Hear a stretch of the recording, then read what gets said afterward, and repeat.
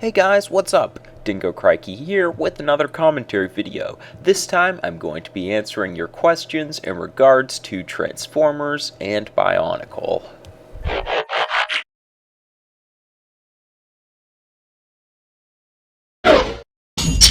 So obviously I've done two videos like this in the past. Basically I take a lot of the questions I get in my comment section or through private messages, and for the ones that are kind of like topic suggestions but I really can't base a whole video around, or something that's a question someone asked about the channel but I think I want to address in a video, I'll just do it all in this video so you guys can get feedback on it and get updated with some things that are going on with the channel. I would like to do these general question videos about once every 2 months or something like that. And obviously before I generally focused on Transformers and channel questions, I'm going to be focusing on that, but also some questions I got about Bionicle, which I'll get into in the second half of the video. So if you're interested, stick around for that too, but right now, onto the Transformer questions. First one was a topic suggestion by user Kimberly Kaplan, and that was, should Thunderhoof have led the Decepticons because he is a known crime boss? Thanks for that question, it's a really good one. I didn't really think about it before because I haven't gone back and rewatched a lot of the RID episodes, but it is a pretty good point. We don't only know that Thunderhoof was a former crime boss, but with his first appearance we already see him taking leadership of a group of humans. So initially I would think a crime boss is someone who doesn't really work with just ruffians he finds on the side, you know, especially if he's a more mafia type style like Thunderhoof seems to be, but we see he does that with the whole Caspigo thing, so it would kind of make sense if he was to take charge of the Decepticons, and it seems like he could fit in the leadership position pretty well. Also, his whole demeanor and personality, kind of being like a mafia type guy, would be really cool, as Steeljaw so far has kind of been like a poor man's Megatron. Having Thunderhoof as leader would probably be pretty different. So I do think it is a cool idea. At this point in the show, would I want to see him kind of subverting Steeljaw? I really don't think it would go anywhere, so I like how they kind of add some conflict with the whole clampdown situation, but I don't think they should go too heavy on it unless something's going to actually result, like Thunderhoof going off and making his own group of Decepticons as opposed to just the Starscream Megatron type thing. I think we will see a little bit more conflict between them both in the show, but probably nothing too much. Anyways, thank you very much for the question. And the next question here is sort of a suggestion for my character comparison videos, and that is Jazz versus Sideswipe. I don't really have an author listed for this question, but it's been asked by a lot of people.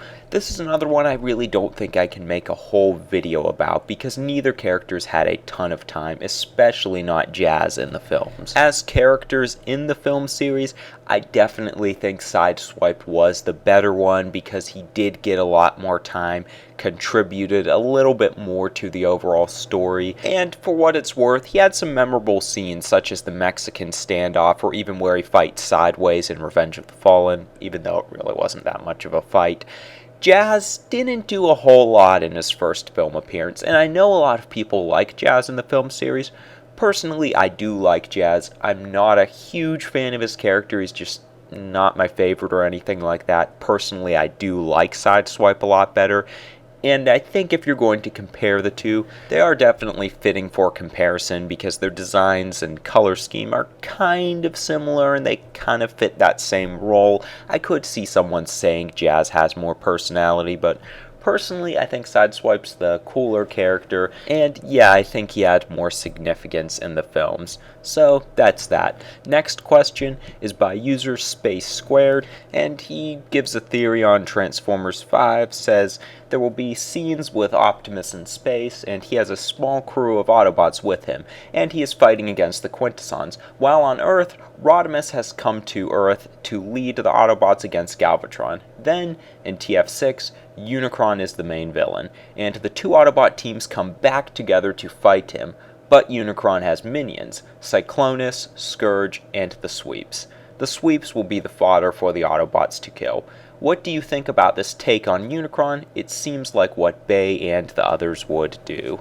So first off, wanted to say thanks to Space Squared for posting your theory, and thanks to all of you in general who post your theories on TF5. I don't always get to replying to them, but I do really enjoy reading them. As for this one, it kind of goes along with what I'm predicting the storyline will be for TF5 and TF6. Obviously, I have a lot of videos discussing that more in depth, as you can see in my channel, like Transformers 5, why do the creators want Optimus Prime, Transformers 5 predictions, Transformers 5 and 6, when will we see Unicron. However, the theory mentioned is something that I think is probable.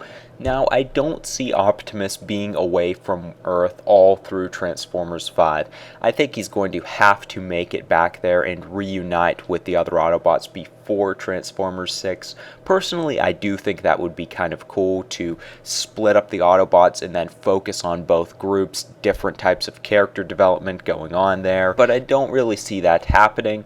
Also, if Rodimus is already bringing a crew of Autobots to Earth, it's probable that Optimus might find more in space, but I'm not sure if they would do that, because then it would be a ton of characters, which would be kind of cool, but obviously there are costs involved in that, and I would rather them limit the cast and develop the ones that they have to work with than giving us a bunch of generic Autobots. I definitely could see Rodimus coming to Earth. I've discussed that before, and like fighting against Galvatron, all that kind of stuff, and Unicron coming in TF6. Really good point he makes is the sweeps being the fodder for the Autobots to kill. I think you hit the nail on the head with this one. Could so see the sweeps just being the minions flying around for the Autobots to kill. It would definitely be something different, as usually we see something like the Viacon, something roaming around, so we'd have a lot of crazy space jets going on, and obviously they love having fodder in these movies, or even movies like the Avengers, so yeah, that makes a lot of sense. I'm going with that part of the theory for sure. Anyways, next question is by user Fizzlinger Prime. Could you do a video on when a new Transformers game comes out? So I'm guessing you're asking, like, will I be reviewing or discussing the new Transformers game, like Transformers Devastation or whatever else they're working on? Probably not. I do read some of the news involving that, but honestly, I don't even know what system this game is on. I just don't keep up with a whole lot of video game news simply because I'm not that much of a gamer.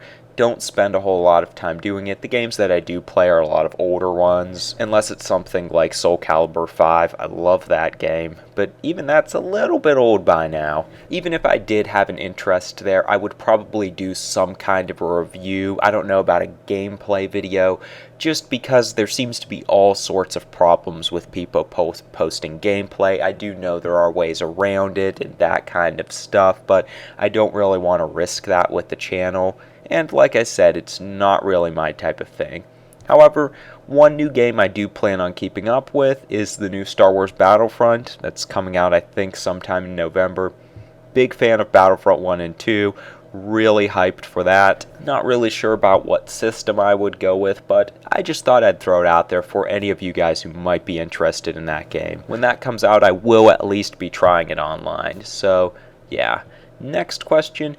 Can you review Combiner Wars toys? Yes, I definitely plan on reviewing Combiner Wars figures. Now, I'm not going to be like reviewing every figure as it comes out, but like Superions, guys, I do plan on reviewing those. A lot of my future reviews, kind of like with the Stinger one, I would like to focus it on like Takara figures and rare figures like that, because that's kind of where I'm more interested in collecting, such as Transformers Legends, Black Arachnia, Slipstream, and Nightbird. I would like to do video reviews for all of those when they come out, but I will be doing some Combiner Wars figures reviews. And Devastator. I probably want to get the Takara version of him, but I'll do a review of him if I ever get him. And that finishes up the Transformers part of the questions. Next, a few Bionicle questions here and there. If you guys have more, feel free to ask them. Big Bionicle fan, and I'm really liking the return so far, so yeah, Bionicle questions are welcome too. Anyways, for these ones I have, first question is by user Toa Lime. He asked, do you think they should bring back canisters? Yeah, no doubt about it. I would love to see the canisters return. It was always one of the really cool things about Bionicle. Those things were not only cool for their shape and the fact that you could store the sets in there, at least in the earlier years, but like with some of the sets that I'd buy doubles for and, build the combo models and stuff like that, I could just use those canisters to store spare change or just multi-purpose stuff. They were just so awesome. I did prefer the translucent canisters like with the Bow-Rock, Toa Nuva, Toa Metru. They were really cool with the Bow-Rock because you could hang them from the canister and they were really nice to display. But whether they were opaque or translucent wouldn't be a huge deal. Now the boxes we're getting right now, I don't hate them. I think they're as cool as we can get for boxes. They're definitely better than those baggies that Hero Factory came in. The box art is still really cool. They have a lot of neat stuff on the back, unlike a lot of Transformers boxes, which kind of just look barren right now. They still have the little comic and the image of the mask, all that kind of cool stuff. I mean, if bringing the canisters back was somehow going to take down the quality of the sets, I wouldn't want to see that, but seeing the canisters return would be really, really cool. And then he asked, have you seen the summer 2015 Bionicle sets yet? Yes, I was keeping up with those original Comic-Con images and all of that kind of stuff. As far as my opinion, I talked about it a little bit in my Bionicle video a few weeks back, but I am really excited about these sets. Now, I understand they don't look as good as the Toa generally, but they have a very cool theme with the whole skeleton idea going on, so even though they look a little bit hollow in places and kind of gappy, it kind of works with their theme, so I think that's pretty cool. And with Skull Scorpio and Skull Basher, we're kind of seeing mythical influence, so that's definitely really cool. I like how they're making use of different Technic system kind of stuff. Maybe that's not the right word, but we're seeing Skull Basher's going to have a different type of gimmick rather than the typical gears. Really cool. They do definitely have a kind of leftovers feel. They reuse the mask a lot. Even breaking a Kimu and Skull Grinder into separate sets, you only have 6 in all. We do have Lord of Skull Spiders to kind of balance that out, so we are going to have 6 villains. I guess that kind of works out. And we're going to have the return of combo mottos. That is really, really awesome to me, and these ones look really cool from the images we've seen so far. So I'm really excited about them. Do they look as good as the Toa? Not necessarily, but I definitely plan on buying them all. And Mask of Creation, really nice looking too. The last question comes from user Festive Pyro, and he was just bringing up the idea I mentioned about doing a separate channel for things like Bionicle, other media, fiction, that kind of stuff, and giving support of it. I really appreciate you giving your feedback. There are no plans to start that channel in the immediate future though, just because I'm still working with this one. I want to bump it up to 5 videos a week, and I haven't been so successful at that, you guys have probably noticed. Once I'm able to do that, or if I am, and if it feels comfortable, I'll definitely think about doing that channel, but I'm probably not going to be uploading as many videos on it on a regular basis, unless I do it with my brother, Dark Screamer 785, or something like that. I'm probably just going to stick with this channel and then maybe eventually add another channel where I post a video once a week discussing other types of things like Star Wars, Bionicle, certain animes like Full Metal Alchemist or whichever new one I'm watching. I'm watching the original Star Trek series through, so maybe I'd even do a series review of that if I did that channel. But anyways, that's all I have to say for this video. If you are interested in keeping up with me on other platforms, you can check out my Twitter page, also my WordPress page. I don't do a whole lot on there right now, but I do post occasional polls for some of my videos, like favorite figure revealed at BotCon, that kind of thing, so you can check that out. Also, in the comment section below, drop off any other questions you have, whether it's for a video like this or more of a topic suggestion. Leave it in the comment section below. As for now, thanks for watching, stay tuned for more Transformers news and commentary, and have a good one guys, see you soon.